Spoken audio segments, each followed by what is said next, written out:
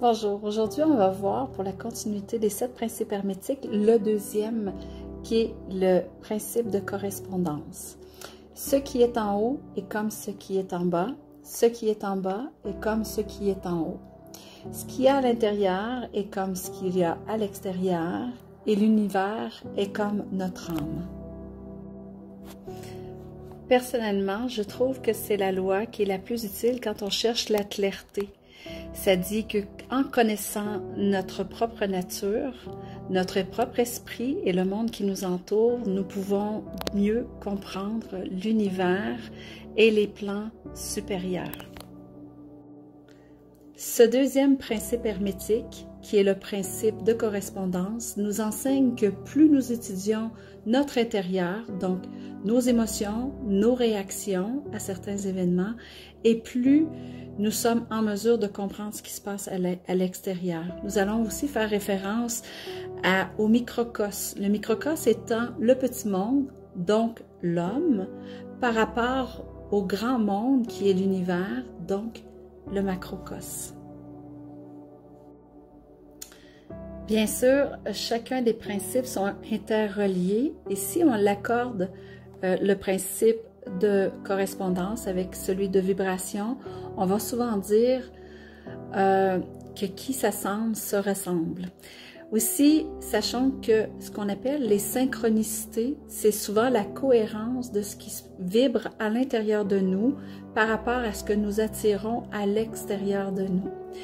Il y a une citation que j'aime beaucoup et qui fait référence un peu à ça, c'est « Ceux qui regardent à l'extérieur rêvent et ceux qui regardent à l'intérieur se réveillent. »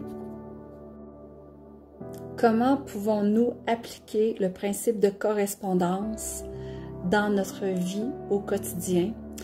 À chaque fois qu'il arrive une épreuve, une difficulté, il faut vraiment aller à l'intérieur de soi, faire de l'introspection, prendre chacune des difficultés et s'en servir comme une opportunité de grandir, de se renforcer, de devenir plus résilient et de toujours se poser la question, au lieu d'accuser l'autre ou l'événement, de toujours se poser la question en quoi ça peut me permettre de grandir cet événement-là.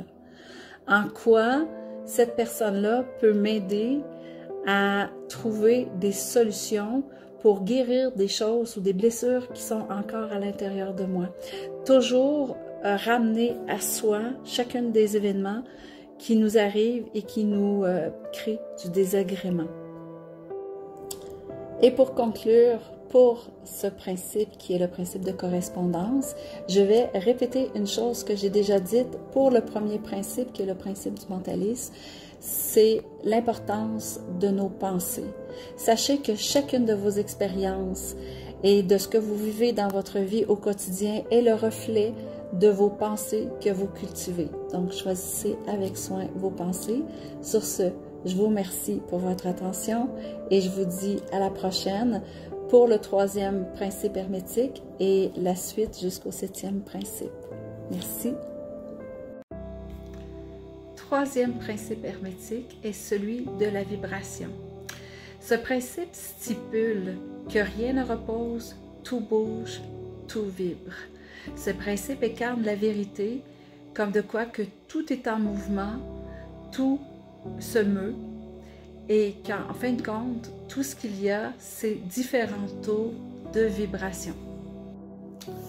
Donc, quand nous comprenons que tout ce qui existe a un taux vibratoire, que toutes nos pensées, nos paroles, nos gestes et ce que nous manifestons dans notre vie a un taux vibratoire, on n'a seulement qu'à augmenter le taux vibratoire, la vibration de notre conscience pour pouvoir débloquer l'accès à toutes les manifestations désirées.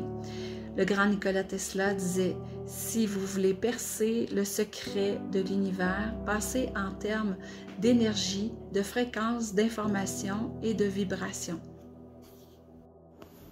Donc, vous l'avez compris, le principe de vibration est intimement relié à la loi de l'attraction, sachant que chacune de nos pensées a une fréquence, une vibration correspondant à la manifestation On sait aussi que le fait de se sentir bien, de se sentir joyeux, de se sentir déjà rempli d'amour et d'abondance va attirer à nous les événements et les circonstances qu'on veut attirer dans notre vie. De là encore l'importance de cultiver et de choisir avec soin nos pensées afin de nous garder dans ces autres vibrations-là qui nous aident à manifester les choses qu'on veut avoir dans notre vie.